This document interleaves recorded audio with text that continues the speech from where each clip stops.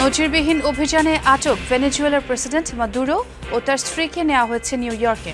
পালাবদলের আগ পর্যন্ত দেশটি চালাবে ওয়াশিংটন, বললেন ট্রাম্প। আমরা ভেনেজুয়েলা শাসন করব যতক্ষণ না সেখানে একটি নিরাপদ ও সুষ্ঠু ক্ষমতার পালাবদল হচ্ছে। বিএনপি থেকে আসন ছাড় পেলেও স্বস্তিতে নেই জোট সঙ্গীরা। অনেক আসনেই বিদ্রোহী প্রার্থী, সহসাই কেটে যাবে সংকট, আশা নেতাদের।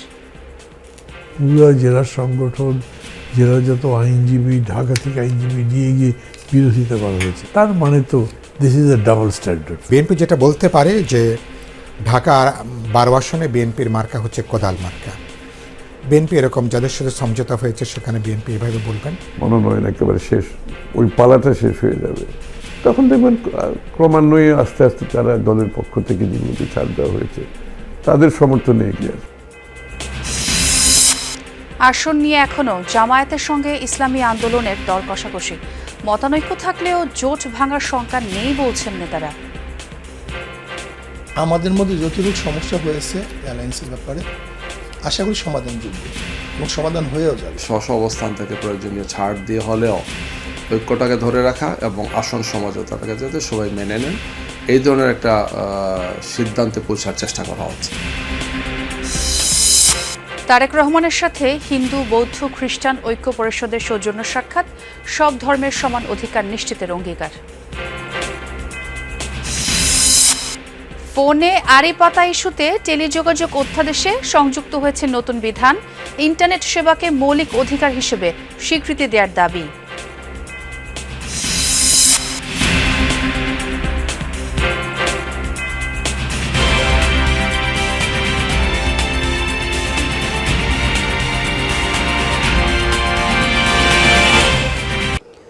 শুরুতেই আন্তর্জাতিক প্রসঙ্গ।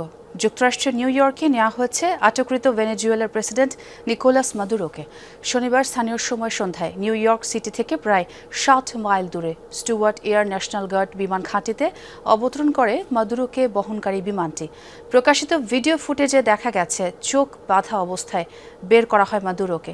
সেখানে এফবিআই সহ বিভিন্ন নিরাপত্তা সংস্থার কর্মকর্তাদেরও দেখা যায়। এরপর হেলিকপ্টারে করে ম্যানহ্যাটনে নিয়ে যাওয়া হয় মাদুরোকে। নামানো হয় ওয়েস্ট সাইড হেলিপোর্টে। সেখান থেকে একটি ভ্যানে মার্কিন মাদক নিয়ন্ত্রণ সংস্থার অফিসের দিকে নিয়ে যাওয়া হয় ভেনেজুয়েলার প্রেসিডেন্টকে। মার্কিন কর্মকর্তাদের বরাতে জানা গেছে, মামলার আনুষ্ঠানিকতার পর ব্রুকলিনের কুখ্যাত মেট্রোপলিটন ডিটেনশন সেন্টারে রাখা হবে মাদুরোকে। ভেনেজুয়েলায় স্পেশাল ফোর্সের অভিযান চালিয়ে তুলে নিয়ে যাওয়া হয়েছে দেশটির প্রেসিডেন্ট নিকোলাস মাদুরো এবং তার স্ত্রীকে। অভিযানের সময় রাজধানী কারাকাসের বিভিন্ন স্থানে অন্তত 7 দফায় ক্ষেপণাস্ত্র এবং রকেট হামলা চালানো হয়। মার্কিন প্রেসিডেন্ট ডোনাল্ড ট্রাম্প ব্রিফিংয়ে জানিয়েছেন, মাদুরো এবং তার স্ত্রীর বিচার হবে যুক্তরাষ্ট্রের মাটিতে। তেল সম্পদের নিয়ন্ত্রণ নেওয়ার পাশাপাশি ক্ষমতার পালা বদল না হওয়া পর্যন্ত দেশটি পরিচালনা করবে যুক্তরাষ্ট্র। বাধা এলে আরও ভয়ঙ্কর হামলার হুমকিও দিয়েছেন ট্রাম্প। স্থানীয় সময় রাত 2টার দিকে হঠাৎই একের পর এক বিস্ফোরণে কেঁপে ওঠে কারাকাস। কিছু বুঝে ওঠার আগেই ভেনেজুয়েলার রাজধানী কারাকাসের আকাশে দেখা যায় বিভিন্ন ধরনের হেলিকপ্টার। এসব সামরিক হেলিকপ্টারে ছিলেন ডেল্টা ফোর্সের সদস্যরা। মার্কিন এই বিশেষ বাহিনীর অভিযানে অংশ নেয় কোবরা, অ্যাপাচি, চিনুক সহ বিভিন্ন ধরনের সামরিক হেলিকপ্টার। রাজধানী সহ দেশটির বিভিন্ন স্থানে বেশ কিছু গুরুত্বপূর্ণ এলাকায় চালানো হয় অভিযান। বিভিন্ন পাল্লার ক্ষেপণাস্ত্র এবং রকেট দিয়ে রাজধানী সহ দেশটির বিভিন্ন স্থানের বেশ কিছু গুরুত্বপূর্ণ এলাকায় চালানো হয় অভিযান। তবে দেশটির দক্ষিণের দুটি প্রধান ও কৌশলগতভাবে গুরুত্বপূর্ণ সামরিক ঘাঁটি ফুয়ের্তে টিউনা ও লা কালোর্তা ছিল প্রধান টার্গেট। হামলার ফলে বিদ্যুৎ বিচ্ছিন্ন হয়ে পড়ে ঘাঁটি দুটির আশপাশের এলাকা। আতঙ্ক ছড়িয়ে পড়ে বাসিন্দাদের মাঝে। অভিযানকে ঘিরে বিশ্বজুড়ে যখন শুরু হয় তোলপাড়, তখন আসে মার্কিন প্রেসিডেন্ট ডোনাল্ড ট্রাম্পের ঘোষণা। রাতেই নিজ বাসভবনে সংবাদ ব্রিফিংয়ে হাজির হন তিনি। প্রশংসা করেন অভিযান পরিচালনাকারী বাহিনীর। বলেন, ক্ষমতার পালাবদলের আগ পর্যন্ত ভেনেজুয়েলা চালাবে যুক্তরাষ্ট্র। We're going to run the country until such time. আমরা ভেনেজুয়েলা শাসন করব যতক্ষণ না সেখানে একটি নিরাপদ ও সুষ্ঠু ক্ষমতার পালাবদল হচ্ছে, এবং এটা অবশ্যই আইনি প্রক্রিয়ার মাধ্যমে করা হবে। Somebody else. ভেনেজুয়েলার বন্দি প্রেসিডেন্ট নিকোলাস মাদুরো ও তার স্ত্রীর বিচার যুক্তরাষ্ট্রের মাটিতে হবে বলে ঘোষণা দেন ট্রাম্প। বলেন দেশটির তেল সম্পদের নিয়ন্ত্রণ নেবে ওয়াশিংটন। বাধা এলে আরও ভয়াবহ হামলার হুমকি দেন তিনি। Both of whom now face American justice. যুক্তরাষ্ট্রের বিরুদ্ধে মাদক সন্ত্রাস উস্কে দেয়ায় প্রেসিডেন্ট মাদুরো ও তার স্ত্রীকে বন্দী করা হয়েছে। তাদের নিউ ইয়র্কের দক্ষিণের একটি জেলায় নিয়ে যাওয়া হয়েছে। তাদের বিচার যুক্তরাষ্ট্রের মাটিতেই করা হবে। And it's এদিকে যুক্তরাষ্ট্রের বিরুদ্ধে লড়াই চালিয়ে যাওয়ার ঘোষণা দিয়েছে ভেনেজুয়েলা। নিজ ভূখণ্ডে যুক্তরাষ্ট্রের আগ্রাসনকে অবৈধ আখ্যা দেওয়া হয়েছে। প্রেসিডেন্ট মাদুরোর জীবিত থাকার তথ্য প্রমাণও চেয়েছে কারাকাস। মার্কিন যুক্তরাষ্ট্রের অপরাধমূলক সামরিক আগ্রাসনের শিকার হয়েছে ভেনেজুয়েলা। স্বাধীন এবং সার্বভৌম ভেনেজুয়েলা তার সমস্ত শক্তি দিয়ে এই বিদেশি সৈন্যদের উপস্থিতি প্রত্যাখ্যান করে। দেশের প্রতিরক্ষার জন্য আমরা আমাদের সর্বোচ্চ সক্ষমতা দিয়ে লড়াই চালিয়ে যাব। একটি স্বাধীন সার্বভৌম রাষ্ট্রে এভাবে হামলা চালানো এবং ভেনেজুয়েলার প্রেসিডেন্টকে আটক করার ঘটনায় বিশ্বজুড়ে চলছে তোলপাড়। যুক্তরাষ্ট্রের এ ধরনের পদক্ষেপকে আগ্রাসন আখ্যা দিয়েছে বহু দেশ। প্রাণপ্রতিম কুণ্ডু, যমুনা নিউজ। ভেনেজুয়েলায় মার্কিন অভিযান ও প্রেসিডেন্টকে অপহরণের নেপথ্যে দেশটির বিশাল জ্বালানির মজুদের ভূমিকা রয়েছে বলে মনে করা হচ্ছে। বিশ্বের সবচেয়ে বেশি তেলের মজুদ রয়েছে দেশটিতে। ভান্ডারে 303 বিলিয়ন ব্যারেল তেল নিয়ে শীর্ষে ভেনেজুয়েলা। কিন্তু দেশটির তেল সম্পদের উপর একের পর এক নিষেধাজ্ঞায় জর্জরিত করে এসেছে যুক্তরাষ্ট্র। এরপরও সুবিধা করতে না পারায় যুক্তরাষ্ট্রের এত বড় অভিযানের সিদ্ধান্ত বলে মনে করছেন বিশ্লেষকরা। ভেনেজুয়েলাকে ঘিরে কয়েক মাস ধরেই সামরিক প্রস্তুতি নিয়ে আসছিল যুক্তরাষ্ট্র। দেশটির উপকূলীয় এলাকা ঘিরে চালানো হয় একের পর এক মহড়া। মাদক এবং অস্ত্র পাচার ঠেকানোর অজুহাতে ভেনেজুয়েলার উপকূলে দফায় দফায় চালানো হয় হামলা। টার্গেট করা হয় একের পর এক নৌযান। যদিও মাদক বা অস্ত্র নয়, ভেনেজুয়েলার জ্বালানি তেলই যুক্তরাষ্ট্রের টার্গেট, এমন আভাস বারবার দিয়ে আসছেন বিশ্লেষকরা। 303 মিলিয়ন ব্যারেলেরও বেশি জ্বালানি তেলের মজুদ নিয়ে বিশ্বের প্রথম স্থানে রয়েছে দেশটি। পুরো বিশ্বের মোট তেলের মজুদের প্রায় 17 থেকে 20% আসে এই জ্বালানির মজুদ থেকে। তেল উত্তোলনের সময় উপজাত হিসাবে প্রাকৃতিক গ্যাসও উৎপাদন করে থাকে দেশটি, যা 221 ট্রিলিয়ন ঘনফুটের হিসেব নিয়ে ভেনেজুয়েলাকে পৌঁছে দিয়েছে বিশ্বের প্রাকৃতিক গ্যাস মজুদকারী দেশগুলোর মাঝে 7ম অবস্থানে। ক্ষমতার প্রথম মেয়াদ থেকেই ভেনেজুয়েলার তেল রপ্তানিতে বেশ বড় ধরনের বাধা হয়ে দাঁড়ান মার্কিন প্রেসিডেন্ট ডোনাল্ড ট্রাম্প। 2019 সালে ভেনেজুয়েলার রাষ্ট্রীয় তেল কোম্পানি PDVSA এর উপর পূর্ণ নিষেধাজ্ঞা জারি করে ট্রাম্প প্রশাসন। বাইডেন প্রশাসনের আমলে এই নিষেধাজ্ঞা কিছুটা শিথিল হলেও দ্বিতীয় মেয়াদে ক্ষমতায় এসে আবারও একই পথ ধরে হাঁটেন মার্কিন প্রেসিডেন্ট। শুল্ক আরোপের হুঁশিয়ারি দিয়ে চীন, ভারত ও রাশিয়ার মতো দেশগুলোকে ভেনেজুয়েলার কাছ থেকে তেল রপ্তানি থেকে বিরত থাকার নির্দেশনা দেওয়া হয়। বন্ধ করে দেওয়া হয় দেশটির সবচেয়ে গুরুত্বপূর্ণ বিদেশি অংশীদার শেভরন সহ অন্যান্য মার্কিন জ্বালানি প্রতিষ্ঠানের কার্যক্রম। তবে যুক্তরাষ্ট্রের নিয়মিত নিষেধাজ্ঞার পরও ভেনেজুয়েলা থেকে তেল আমদানি অব্যাহত রেখেছে বেশ কিছু রাষ্ট্র। ট্রাম্পের হুঁশিয়ারির জেরে ভারত কিছুটা পিছু হটলেও নিয়মিত দেশটি থেকে তেল কিনছে চীন, যার ফলে এখনো সচল দেশটির অর্থনীতির চাকা। কোনোভাবে ভেনেজুয়েলাকে কোণঠাসা না করতে পেরে সরাসরি দেশটিতে হামলা চালিয়ে বসেছেন মার্কিন প্রেসিডেন্ট বলে ধারণা করছেন অনেকে।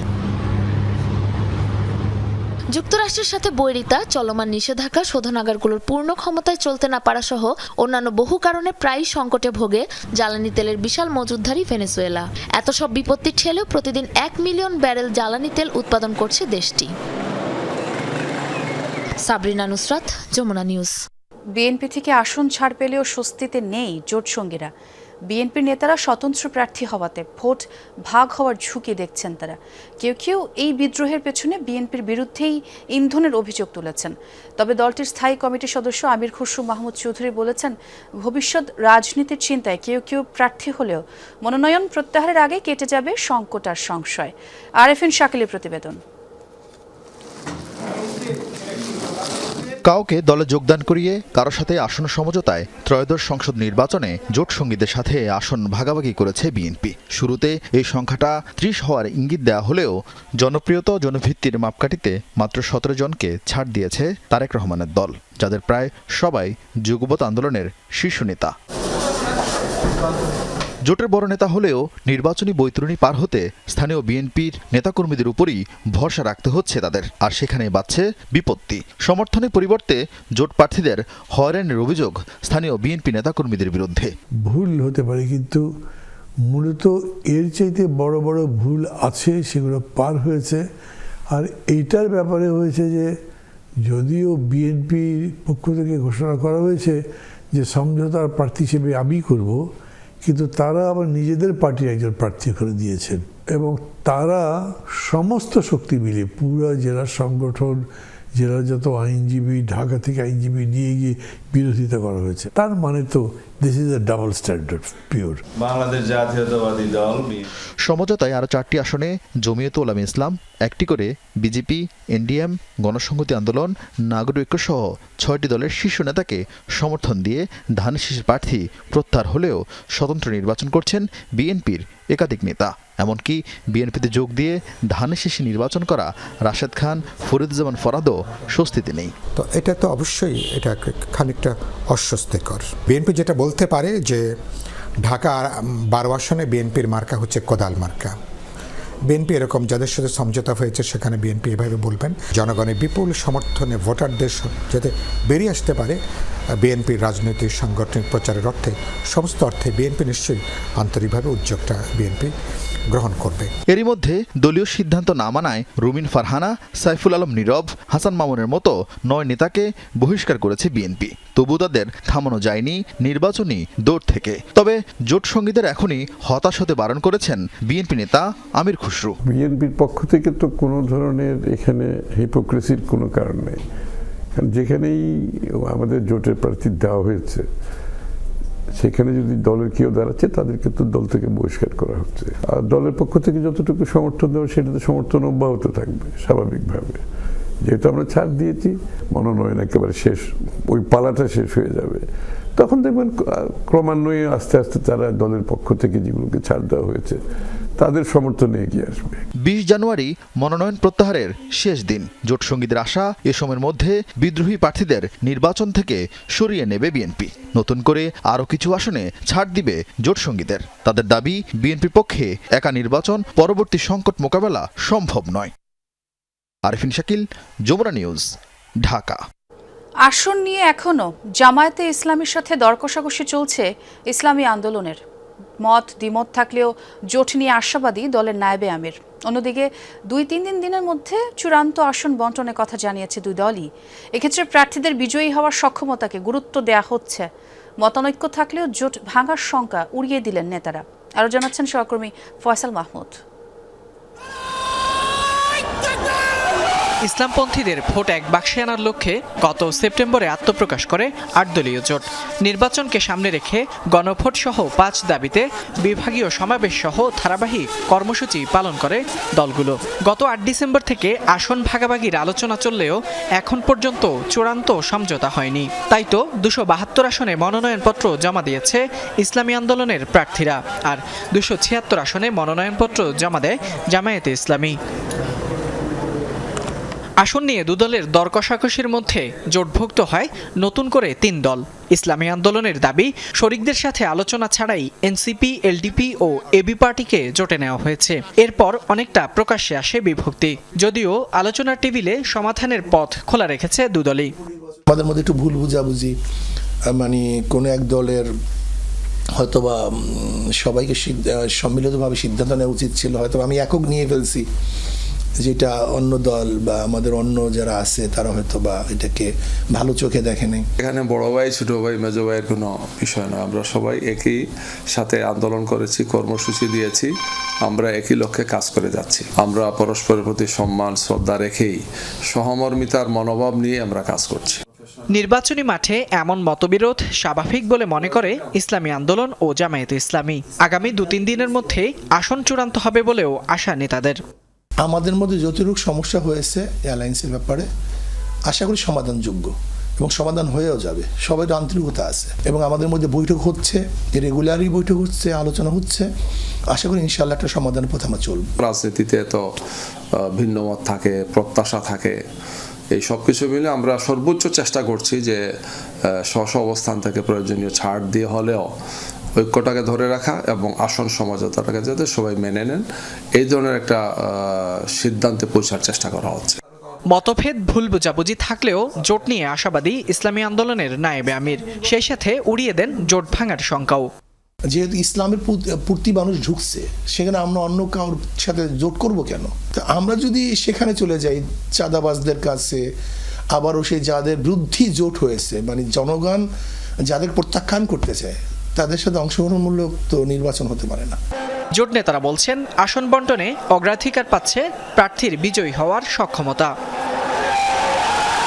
ফয়সাল মাহমুদ, যমুনা নিউজ, ঢাকা। সংখ্যালঘু বা সংখ্যাগুরু বিভাজন নয়, বরং সকল ধর্মের মানুষের জন্য সমান অধিকার নিশ্চিত করবে বিএনপি। সম্মিলিত হিন্দু, বৌদ্ধ, খ্রিস্টান ঐক্য পরিষদের নেতাদের এমন প্রতিশ্রুতি দিয়েছেন তারেক রহমান। ভারপ্রাপ্ত চেয়ারম্যানের প্রেস সচিব জানিয়েছেন, জবাবদিহিতা নিশ্চিত করা জনগণের সরকার তৈরির অন্যতম পূর্বশর্ত। সেই লক্ষ্যেই গণমাধ্যমের সাথে কাজ করবে বিএনপি। শনিবার রাতে গুলশান কার্যালয়ে যান হিন্দু, বৌদ্ধ, খ্রিস্টান ঐক্য পরিষদ সহ হিন্দু ধর্মাবলম্বীদের কয়েকটি সংগঠনের নেতারা। সেখানে তারেক রহমানের সাথে বৈঠক করেন তারা। পরে সাংবাদিকদের জানান, সংখ্যালঘুদের উপর চলমান নির্যাতনের বিষয়ে তারেক রহমানকে জানিয়েছেন তারা। বিভিন্ন জায়গায় সম্প্রদায়ের বাড়িঘরগুলো পুড়িয়ে দেওয়া হচ্ছে এবং এগুলো অব্যাহত গতিতে চলছে, কিন্তু কোনো বিচার আচার আমরা দেখতে পাচ্ছি না। সরকারের পক্ষ থেকেও সেই ধরনের কোনো ব্যবস্থা নেওয়া হচ্ছে না। এগুলো ওনাকে জানানো হয়েছে। ওনারা বলেছেন যে তারা এইসব বিষয়ে চিন্তাভাবনা করছে। বিএনপির পক্ষ থেকে জানানো হয়, সংখ্যালঘু বা সংখ্যাগুরু বিভাজন নয়, বরং সকল ধর্মের মানুষের জন্য সমান অধিকার নিশ্চিত করবে বিএনপি। এমন প্রতিশ্রুতি দিয়েছেন তারেক রহমান। উনি সংখ্যালঘু এবং সংখ্যাগুরু এই বিভাজনটির ভিতরে উনি যেতে চান না। উনি বাংলাদেশের সকল নাগরিক সমান অধিকারে ভোগ করে, এটাই তিনি বিশ্বাস করতে চান এবং সবারই একটা এবং এক অভিন্ন পরিচয়। আমরা সবাই বাংলাদেশি। আগামী দিনে সবার সম অধিকার নিশ্চিত হবে, সেটা তাদেরকে তিনি নিশ্চিত করেছেন। এর আগে বিএনপি চেয়ারপারসন খালেদা জিয়ার প্রতি শোক প্রকাশ করতে দলটির গুলশান কার্যালয়ে যান টেলিভিশন মালিকদের সংগঠন অ্যাডকোর নেতারা। পরে বিএনপি মহাসচিব মির্জা ফখরুল ইসলাম আলমগীরের সাথে অনানুষ্ঠানিক বৈঠক করেন তারা। আগামী দিনে হয়তো আমরা একটা সুন্দর বাংলাদেশ দেখতে পাবো আমাদের রাজনীতিবিদদের নেতৃত্বে, এটা আমরা আশা প্রকাশ করি। সবাই মর্মাহত, বাংলাদেশ এখন শোকের মধ্যে দিয়ে যাচ্ছে। দেশ যেন ওনার যে মঠো বা ওনার যে দিক নির্দেশনা ছিল সেইভাবে যেন দেশ এগিয়ে যাক, এটাই আমাদের কামনা। জনগণের আশা ভাষা সব বুঝে যদি আমরা দেশটাকে একটি নির্দিষ্ট গন্তব্যে নিতে চাই, স্বনির্ভর বাংলাদেশে পরিণত করতে চাই, সেই বাংলাদেশের জন্য দায়িত্বশীল স্বাধীন সংবাদ মাধ্যম দরকার, আর আমরা সেই জন্য কাজটা করব। এদিন রাতে তারেক রহমানের সাথে সাক্ষাৎ করেন আমার দেশ সম্পাদক মাহমুদুর রহমান। এর আগে শোক বইয়ে সই করেন তিনি। তানফির সিদ্দিক, টিপু, যমুনা নিউজ, ঢাকা। ফোনে আড়ি পাতার জন্য সংশোধিত টেলিযোগাযোগ অধ্যাদেশে সংযুক্ত করা হয়েছে নতুন বিধান। লাইসেন্স প্রদানের ক্ষেত্রে সংকুচিত করা হয়েছে নিয়ন্ত্রক সংস্থার ক্ষমতা। বাতিল করা হয়েছে টেলিকম খাতের বেশ কিছু বিতর্কিত বিধিবিধানও। এখন ইন্টারনেট সেবাকে মৌলিক অধিকার হিসেবে স্বীকৃতির দাবি জানিয়েছেন প্রযুক্তিবিদরা। নিয়ন্ত্রক সংস্থার স্বায়ত্তশাসন কমানোর সমালোচনা করেছেন তারা। বিলুপ্ত করা হয়েছে বহু সমালোচিত national telecommunications monitoring centre NTMC. এর বদলে আড়িপাতা তদারকির জন্য centre for information support CIS গঠনের বিধান যুক্ত হয়েছে সংশোধিত টেলিযোগাযোগ অধ্যাদেশে। রাষ্ট্রের প্রয়োজনে আধাবিচারিক কাউন্সিলের অনুমতি সাপেক্ষে আড়িপাতা কার্যক্রম চালাতে পারবে সিআইএস। প্রযুক্তিবিদদের অভিমত, রাষ্ট্রীয় প্রয়োজনে আড়িপাতার সুযোগ রাখা হলেও প্রক্রিয়াটিকে জটিল ও দীর্ঘসূত্রতার বেড়াজালে ফেলা হয়েছে। আড়ি পাতা দরকার হইতেই পারে দেশের স্বার্থে, দেশের কারণে। একই কথা, কাদের ফোনে আড়ি পাতা যাবে, that's should be specific guideline. আড়ি পাতা আপনি যদি একটা আবার এটা যদি আপনি কি বলা যায় একটা নিয়মের মধ্যে নিয়ে যেতে চান, যে অমুকের পারমিশন লাগবে, 10টা টেবিলে যাইতে হবে, তাইলে আসলে it is pretty tough to work with. মানে আড়ি পাতা নিয়ে যারা কাজ করছে তারা আসলে কাজই করতে পারবে না, তারা দরকারের সময় আসলে আড়ি পাততে পারবে না, তাতে দেশের সার্বভৌমত্ব বিপন্ন হইতে পারে। অধ্যাদেশে ইন্টারনেট বা টেলিযোগাযোগ সেবা কখনোই বন্ধ করা যাবে না এমন বিধান রাখা হয়েছে। বিশ্লেষকরা বলছেন, নিরবচ্ছিন্ন সেবা চালু রাখতে ইন্টারনেটকে মৌলিক অধিকারের স্বীকৃতি দেওয়া দরকার। যখন ইন্টারনেট বন্ধ করে দিয়েছিল 24শে জুলাইতে, তখন তারা কি বলেছে? তারা কিন্তু বলে না ইন্টারনেট বন্ধ করেছে, যদিও প্রথমে বলেছিল, পরে বলছে কি যে ফাইবার অপটিক কেটে গেছে, আগুন লেগে পুড়ে গেছে। তো এই ধরনের এক্সকিউজ তো দেওয়া যেতেই পারে, কিন্তু সেইটা যাতে না করা যায় এই জন্য এটাকে মৌলিক অধিকার হিসাবে আমার মনে হয় ডিক্লেয়ার করতে হবে। প্রযুক্তিবিদরা মনে করেন অধ্যাদেশে টেলিযোগাযোগ খাতের গুরুত্বপূর্ণ লাইসেন্স প্রদানের ক্ষেত্রে ক্ষমতা খর্ব করা হয়েছে নিয়ন্ত্রক সংস্থা বিটিআরসি। একই অভিমত বিটিআরসি চেয়ারম্যানেরও।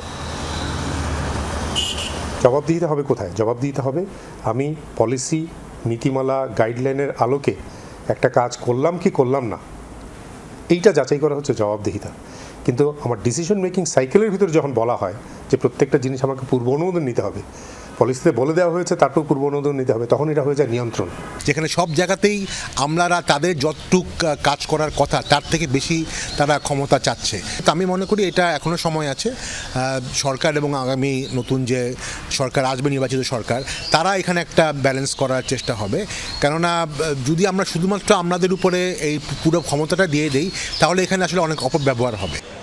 সংশোধনীতে সময় কমানো হয়েছে লাইসেন্সের আবেদন থেকে সিদ্ধান্ত নেওয়া পর্যন্ত। এটি টেলিযোগাযোগ খাতকে বিনিয়োগ বান্ধব করবে বলে আশা মন্ত্রণালয়ের। মাসুদুজ্জামান রবিন, যমুনা নিউজ, ঢাকা। বিগত নির্বাচনগুলোতে কুড়িগ্রামের 4টি আসনের মধ্যে 3টিতেই মনোনয়ন পাওয়ার আশায় একাধিক প্রার্থীরা একাধিকবার করেছে দল বদল। বারবার দল বদলালেও বদলায়নি সাধারণ মানুষের ভাগ্য। তবে নির্বাচনের ক্ষেত্রে দলীয় আদর্শে অবিচল থাকলে জেলার উন্নয়ন সম্ভব বলে দাবি সচেতন মহলের।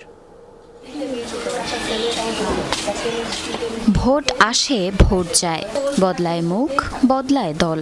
তবে নিয়তি রানীদের ভাগ্য যেন ভোটের ফলাফলের বাইরেই থেকে যায়। কুড়িগ্রাম পৌরসভার চৌধুরীপাড়া গ্রামের বিধবা নারী নিয়তি রানী 3 মেয়ের বিয়ে দিয়েছেন অন্যের বাসায় কাজ করে। ছেলে নিয়ে থাকেন খাস জমির জরাজীর্ণ ঘরে। একাধিকবার ভোট দিয়েছেন, কিন্তু তার জীবনে আসেনি কাঙ্ক্ষিত পরিবর্তন। দ্রব্যমূল্যের চাপে মৌলিক অধিকার তো দূরে থাক, ভালো খাবার পাওয়াই আজ তাদের স্বপ্ন। এমপি, চেয়ারম্যান, মেম্বার সবাইকে ভোট দিছি, সবাই মনে করো বহুত জিনিস দিবে চায়, দিয়ে আশা দেয়, আশা পূরণ করে পায় না। নিয়তি রানীর মতো জেলার হাজারো পরিবার আজ বঞ্চিত খাদ্য, শিক্ষা, চিকিৎসা আর কর্মসংস্থান থেকে। 16টি নদ নদী বেষ্টিত এই জেলায় 54 বছরেও গড়ে ওঠেনি ভারী কোনো শিল্প। এমপি কি, চেয়ারম্যান কি, মেম্বার কি, সবাই ভোট দিয়ে এসেছি সেই থাকিয়ে, কিন্তু আমারগুলোর জন্য তো কিচ্ছু করে নাই।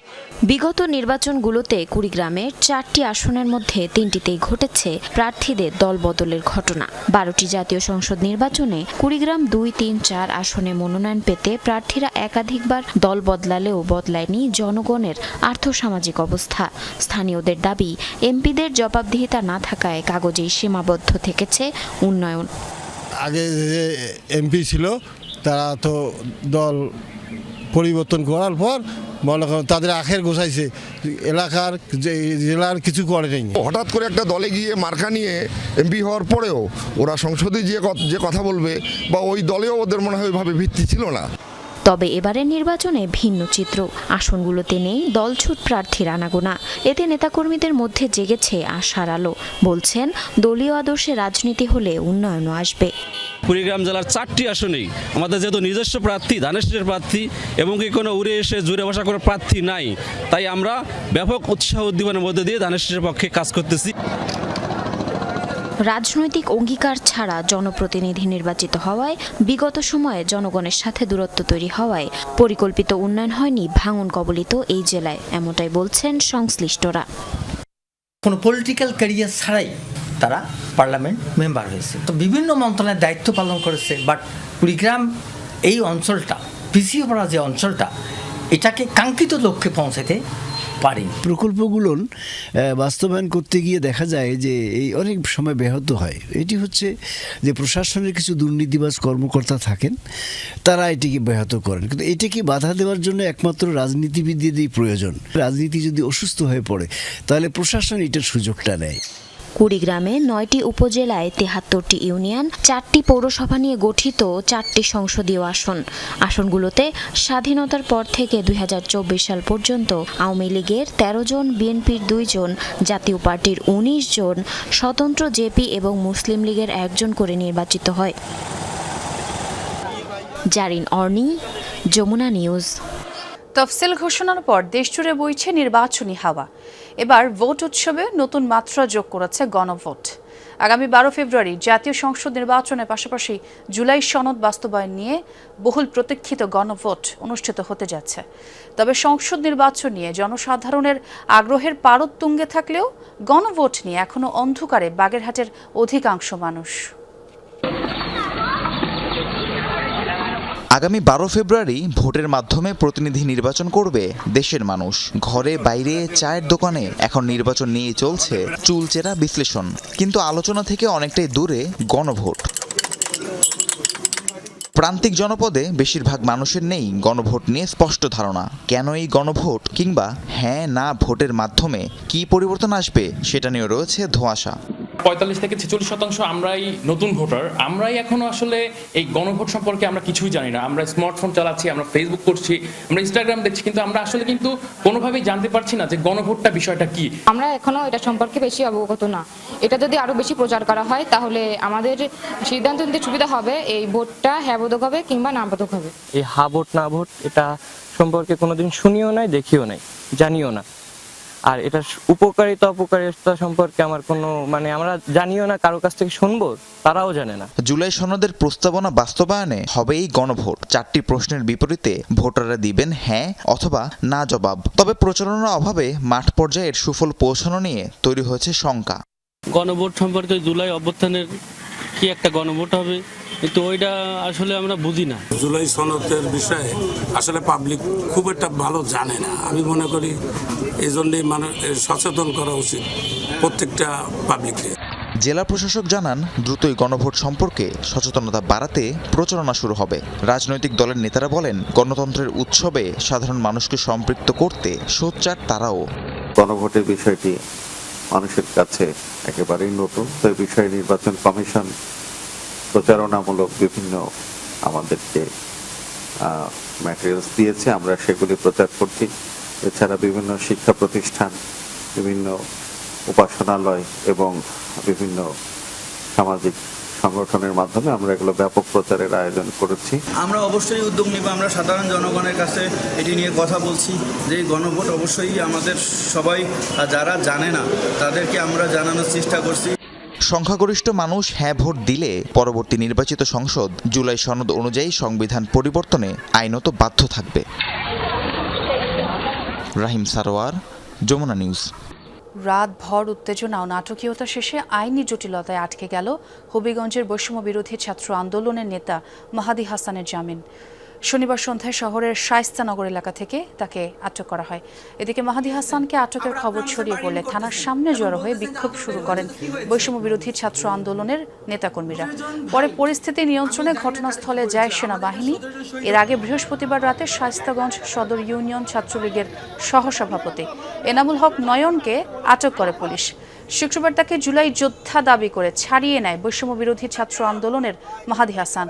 এ সময় ওসির সাথে বাকবিতণ্ডার এক পর্যায়ে 2024-এ বানিয়াচং থানা পুড়িয়ে দেয়া ও এসআই সন্তোষকে আগুনে জ্বালিয়ে দেওয়ার কথা বলেন তিনি। এই ঘটনায় শনিবার দুপুরে মাহাদিকে কারণ দর্শানো নোটিশ দেয় বৈষম্য বিরোধী ছাত্র আন্দোলন কেন্দ্রীয় কমিটি।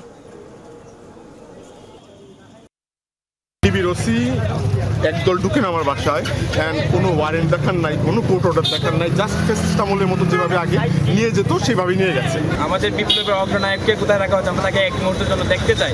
প্রশাসন আমাদেরকে দেখতেও দেয়নি এবং এটাও বলেনি যে তাকে আদৌ কি এই থানার ভিতরেই রাখা হয়েছে নাকি ডিবি দ্বারা কোথাও গুম করার চেষ্টা চালিয়েছে। শুনলাম মাহাদিকে নিয়ে আসছে জিজ্ঞাসাবাদের জন্য, কিসের জন্য নিয়ে আসলো সেটা বুঝতে পারি নাই।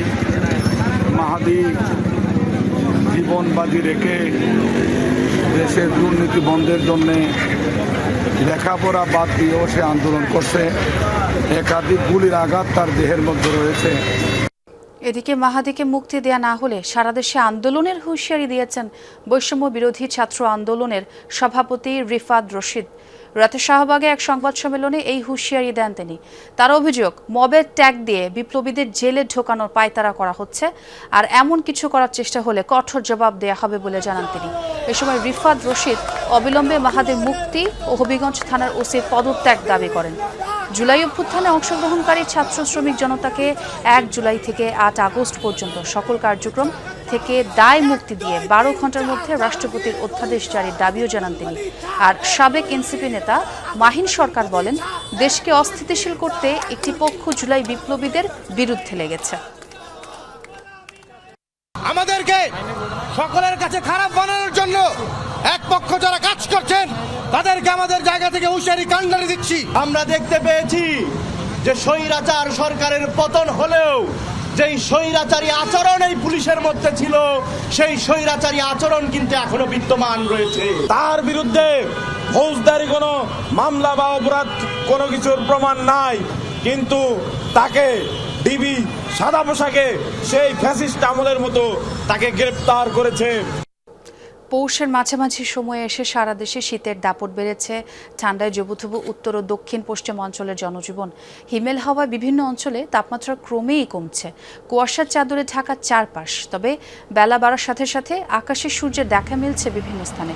কনকনে ঠান্ডা বাতাস আর ঘন কুয়াশা স্বাভাবিক জনজীবনেও প্রভাব ফেলেছে। প্রয়োজন ছাড়া ঘর থেকে বের হচ্ছেন না কেউ। ভোগান্তি বেড়েছে ছিন্নমূল ও খেটে খাওয়া মানুষের। এদিকে শীতের সাথে বাড়ছে ঠান্ডাজনিত রোগের প্রকোপও। আক্রান্তদের বেশিরভাগই শিশু ও বয়স্ক।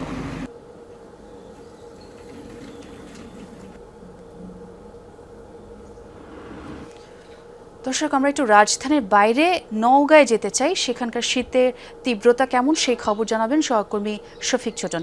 শফিক, যদি শুনতে পেয়ে থাকেন, যদি ভুল না বলে থাকি, নওগাঁতে মৃদু শৈত্যপ্রবাহ বইছে এবং তাপমাত্রা ৯ ডিগ্রিতে কমেছে। সেখানকার খেটে খাওয়া মানুষ যারা আছেন তারা কি বলছেন এই ব্যাপারে?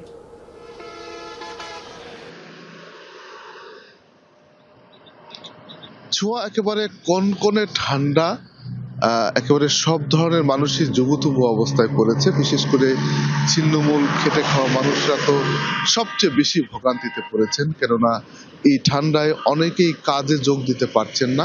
বেলা বাড়লেও সূর্যের দেখা মিলছে না, যার কারণেই শীতের তীব্রতা জেঁকে বসায় সব মানুষই আসলে বেকায়দায় পড়েছে। কয়েকদিন ধরে এত বেশি ঠান্ডা পড়েছে যে ঘর থেকে বের হলেই যেন একটা একেবারে অস্থির অবস্থায় পড়তে হচ্ছে। যারাই বা ঘর থেকে বের হচ্ছেন জরুরি কাজ ছাড়া বের হচ্ছেন না, এমনকি আমরা দেখছি। পথঘাট অনেকটাই ফাঁকা দেখছি। সকাল থেকে সন্ধ্যা পর্যন্ত একই অবস্থা থাকছে। রাত নেমে আসলে একেবারে হু হু করে ঠান্ডা নেমে আসছে, অর্থাৎ ভয়ঙ্কর রকমের ঠান্ডা নেমে আসছে।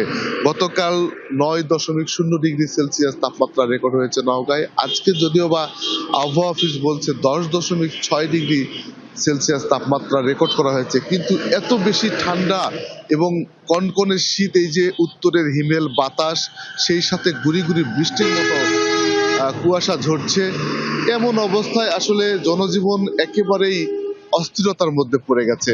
কয়েকদিন ধরে সূর্যের দেখা নেই। দুপুরবেলা সামান্য সময় ধরে সূর্যের দেখা মিললেও সেটি উত্তাপ দিতে পারছে না। আজকে হয়তো সকালের যে অবস্থা, তাতে করে সূর্যের দেখা মিলবে কিনা তা নিয়ে বেশ সংশয় রয়েছে। এই অবস্থায় মাঠের পরিস্থিতি যদি বলি, যে এই অঞ্চল যেহেতু কৃষি প্রধান অঞ্চল, এই অঞ্চলে খেটে খাওয়া মানুষের পাশাপাশি শ্রমজীবী এবং ক্ষেত মজুর রয়েছে। এই ক্ষেত মজুররা তারা শ্রম দিতে মাঠে নামতে পারছেন না। ফসলের চাষাবাদ ব্যাহত হচ্ছে। বিশেষ করে এই মুহূর্তে রবি মৌসুমের যে সকল ফসলাদি হয় এবং বীজতলা তৈরির কাজ চলে বড় মৌসুমের, সেই বীজতলাগুলো কিন্তু বেশ নষ্টের পথে। এমনকি কোনো বীজতলাতে চাষিরা বীজ ফেলতেই পারছেন না, এমন একটি অবস্থা। এবং যেসব চারা ইতিমধ্যেই হয়েছে সেই সব চারাগুলো নষ্টের পথে। সব মিলিয়ে আসলে জনজীবনে যেমন প্রভাব পড়েছে, তেমনি কিন্তু কৃষিতে প্রভাব পড়েছে।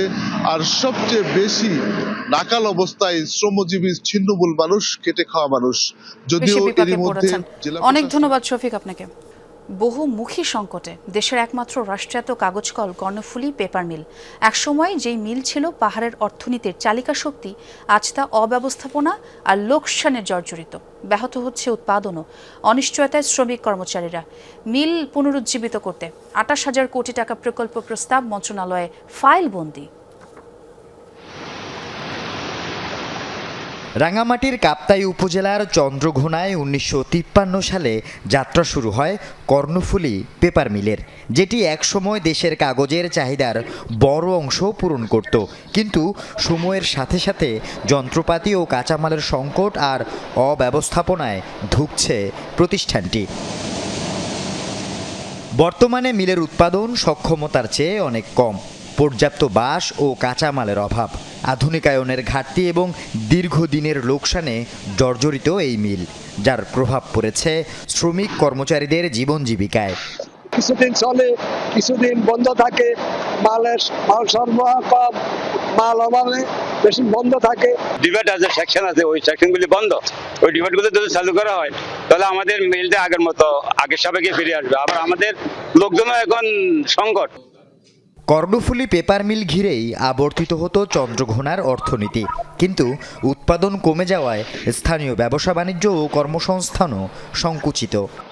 আজকে ২০-২৫ বছর দক্ষ কারিগর হিসেবে কাজ করতেছি, আর বাইরে থেকে নিয়োগ দিই, এখানে পার্মানেন্ট করতেছে, স্থায়ীভাবে নিয়োগ করতেছে, আমাদের কোনো মূল্যায়ন করতেছে না, ঠিকমতো আমাদেরকে মূল্যায়ন করতেছে না। অন্যান্য মিল থেকে এখানে আনি নিয়োগ দিতেছে। সরকারি পৃষ্ঠপোষকতা ও বিনিয়োগ বাড়ানো গেলে এটি এখনও লাভজনক হতে পারে বলছেন সংশ্লিষ্টরা। এরই মধ্যে কাগজ কলটি পুনরুজ্জীবিত করতে ২৮,০০০ কোটি টাকার একটি প্রকল্প প্রস্তাব মন্ত্রণালয়ে প্রক্রিয়াধীন। ২০০০ সাল পর্যন্ত এই প্রোডাকশন ইয়াটা ঠিক ছিল। ২০০০ সালের পর থেকে এটা ক্রমান্বয়ে ডিক্লাইন করছে। ডিক্লাইন করার কারণ হচ্ছে যে আমার পার্সিয়াল বিএমআরই যেভাবে রিনোভেশন করার দরকার ছিল সেভাবে আমরা রিনোভেট করতে পারি না, সে কারণে প্রোডাকশন কাপটা গ্রাজুয়ালি ডাউন আটকে গেছে। আল আমিন শিকদার, যমুনা নিউজ। নোয়াখালী সড়কে বৈধ গাড়ির চেয়ে অবৈধ গাড়িই চলছে বেশি। নাম্বার ও ফিটনেসবিহীন এসব যানবাহন যেমন বাড়াচ্ছে দুর্ঘটনার ঝুঁকি, তেমনি সৃষ্টি করছে যানজট ও অপরাধের সুযোগ। তবে সংশ্লিষ্টরা বলেছে, অবৈধ যানবাহনের বিরুদ্ধে তাদের অভিযান অব্যাহত রয়েছে।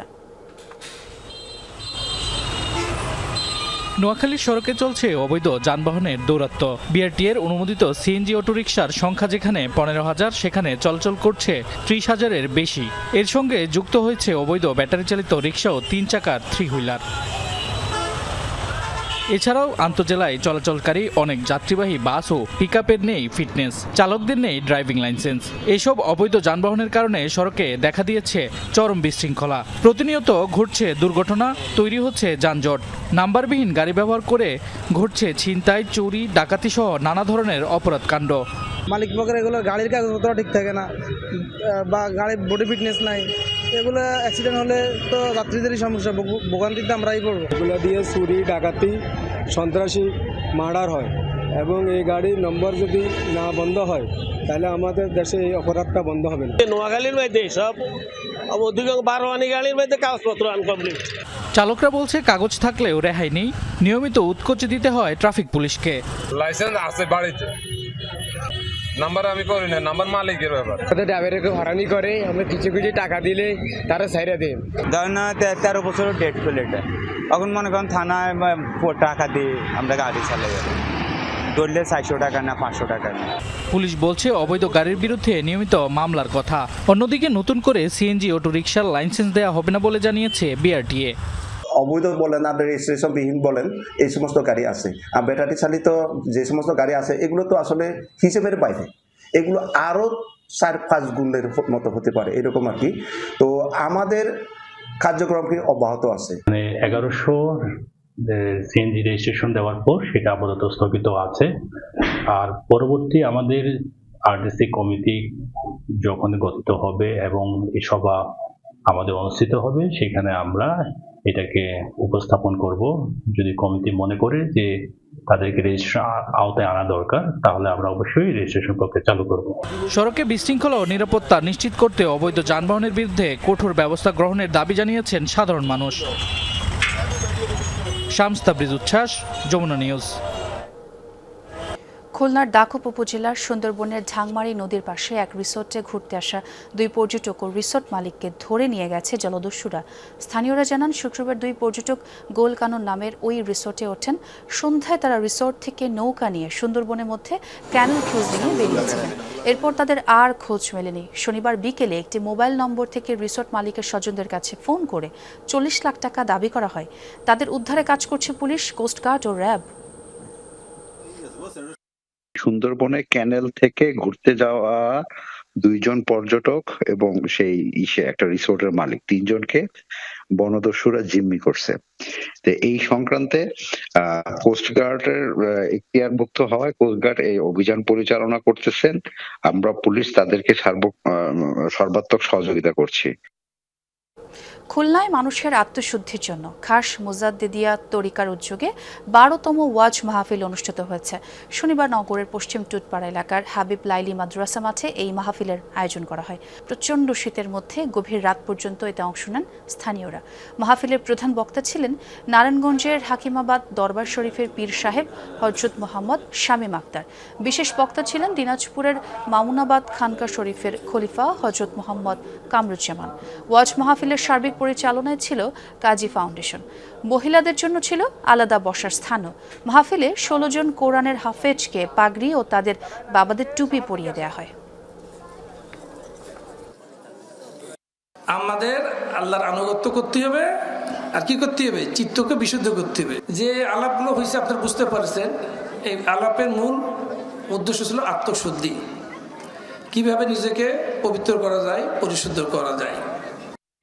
এবারে খেলার খবর। বিশ্বকাপের সব ম্যাচ ভারত থেকে সরিয়ে শ্রীলঙ্কায় খেলানোর অনুরোধ করতে বিসিবিকে জানিয়েছেন ক্রীড়া উপদেষ্টা।